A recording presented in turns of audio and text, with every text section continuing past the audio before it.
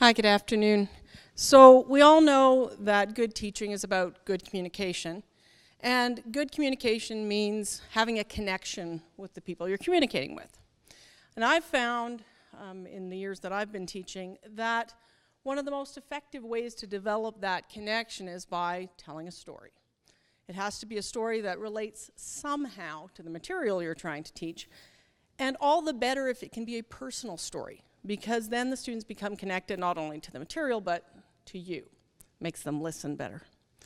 So rather than talk to you about how I think that happens, I thought I'd demonstrate it by sharing with you a story that I use in my classes. Don't worry, it's got nothing to do with law, at least not on its face.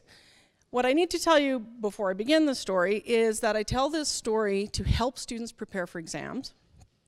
And law school exams are a bit unique. The way a law school exam is usually structured, they are valued up to 100%, so students get quite stressed before the exam time.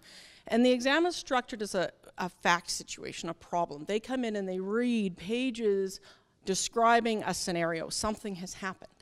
And they are supposed to use the legal principles that they have learned to resolve what's happened. Which way will this work? How will a judge rule on this case? That sort of thing. Okay, so the story is this. In my house, my family room and my kitchen are on the same level. They're kind of more or less one big room, divided by a railing that's about that high. And the railing is supported by, the vertical rails that run underneath it. So when my youngest daughter was about 2, she's now 17, so this was some time ago, she was happily playing in the family room area. I was busy in the kitchen, and I left the room for that proverbial couple of seconds. Then I heard the distressed sounds coming from the family room. So I immediately came back and found my daughter standing in the kitchen with her head through the railing into the family room. So, of course, I don't know how many of you have had an opportunity to read those parenting books you buy as soon as your babies are born, but trust me when I tell you, child through head in railing, bad thing, right? This is not supposed to happen. So I immediately, I'm not a scientist, but operating on the best logic I had for the situation, what goes in must come out. I can help. I leapt behind her, casting aside those thoughts of I'm a bad parent, her head's in the railing, and gently put my hands on either side of her head and pulled her head back.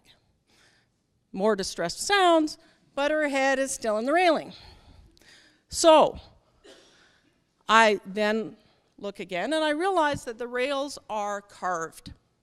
So there's wider spaces and there's more narrow spaces. So then I proceeded to systematically move her head by inches down, pulling every time I thought there was more space. More distressed sounds. I got to the bottom. We're now near the floor, and her head is not coming out. So then I realized what was happening.